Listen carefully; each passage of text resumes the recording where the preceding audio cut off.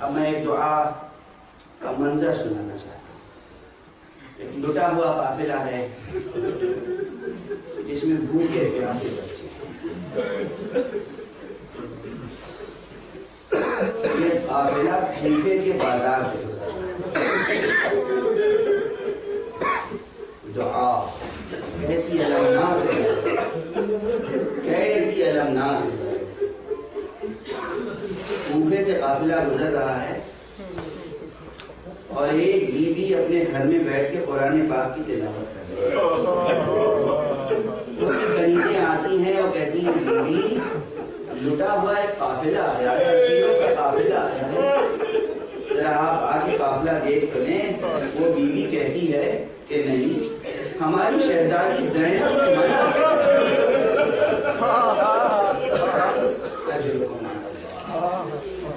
ہماری شہزادی نے منع کیا ہے کہ کبھی اسیروں کے قافلے کا تماشا نہیں کیا. کنیزیں اس کی چلی گئیں، پھر واپس آئیں. کہا بیوی یہ عام قافلہ نہیں ہے، قافلے کے لوگوں کے چہرے پر عجب جلالت ہے، عجب نورانیت ہے. بیوی اس قافلے میں چھوٹے چھوٹے بچے ہیں جو العطش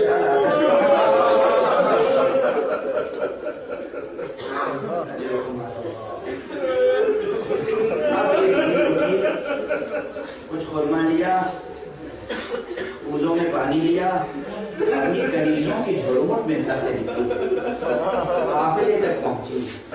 ایک نالے کے پاس پہنچی جس پہ ایک بیوی تھی اور آگے 4 سال کے ایک بچے.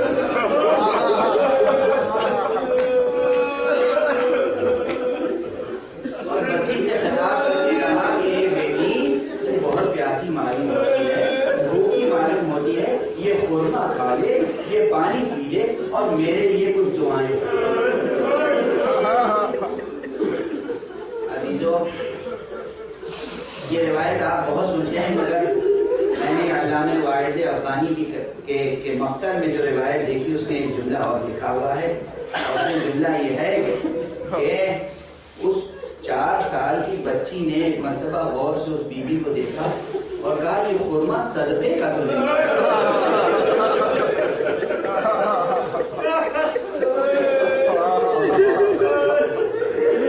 یہ خرما صدقے کا خرما تو نہیں ہے.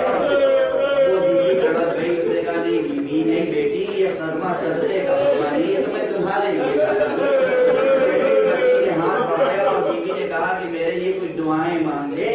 تو ایک مرتبہ پیچھے بیٹھی ہوئی معظمہ نے بچوں کا ہاتھ پکڑ لیا، کہا بیٹی دعائیں پہلے کر دے، پانی کاٹ دے. اس کے بعد جو فقرے ہیں وہ فقرے عجیب و غریب المناک کیفیت پیدا کرتے ہیں. اس بچی سے جو اسیر بچی نہ جانے پوچھنے کی فضا کیسے یہ ام حبیبہ ہر چند زینب کی تربیت یافتہ تھی، اچھی بیوی تھی، مومنہ بیوی تھی، محنتی بیوی تھی، مہذب بیوی تھی، مگر پھر بھی کوفے کی فضا عجب تھی. عجب غفلت کے جملے ہیں. کبھی کوئی کسی یتیم سے یوں نہیں کہتا کہ یہ دعا کر دو جیسے تم یتیم ہو